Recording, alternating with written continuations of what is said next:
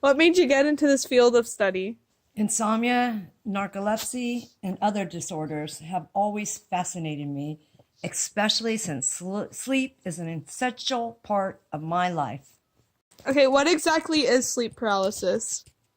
Sleep paralysis, shortly summed up, is an inability to move or speak for a short amount of time while either waking up or falling asleep. Some people can hallucinate during an episode. Surprisingly, it is pretty common. Have you ever had a sleep paralysis episode occur to yourself? Yes, it has happened to me. It used to happen to me rather frequently, but it has mostly stopped. Can you remember what happened? The episodes I have experienced off the top of my head were the common occurrences. Something weighing me down, unable to call for help, difficulty breathing, the usual. There were times where I hallucinated. How did this make you feel? Did it affect you in any way? Sleep paralysis isn't life-threatening, so the only effect it had on me was sleep deprivation, minor anxiety, and irritability in the morning.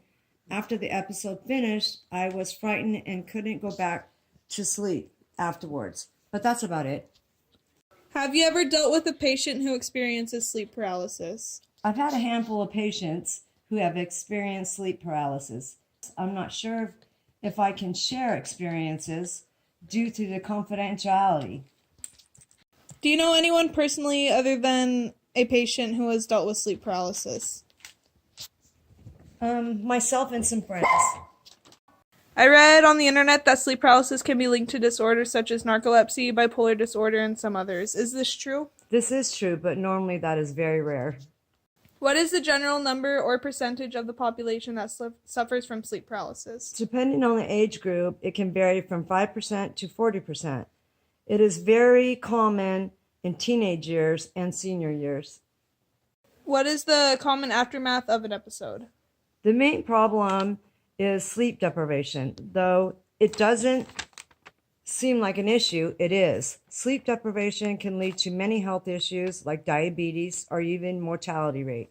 Do you have any suggestions to help prevent episodes in the future? Personally, other than trying to better sleep schedule and lower anxiety, I'd like to advise to keep a sleep journal. It can help your doctor, therapist decipher sleep patterns. Is there any medication required for sleep paralysis? In very, very rare cases, some people will take antidepressants or sleeping supplements for treatment. What is a way someone can ensure to get a good night's rest? Turn off all electronics about an hour before you sleep and be sure you're in a peaceful, stress-free environment. Is sleep paralysis life-threatening? As I said earlier, it is not life-threatening, and chronic sleep deprivation can be worked through.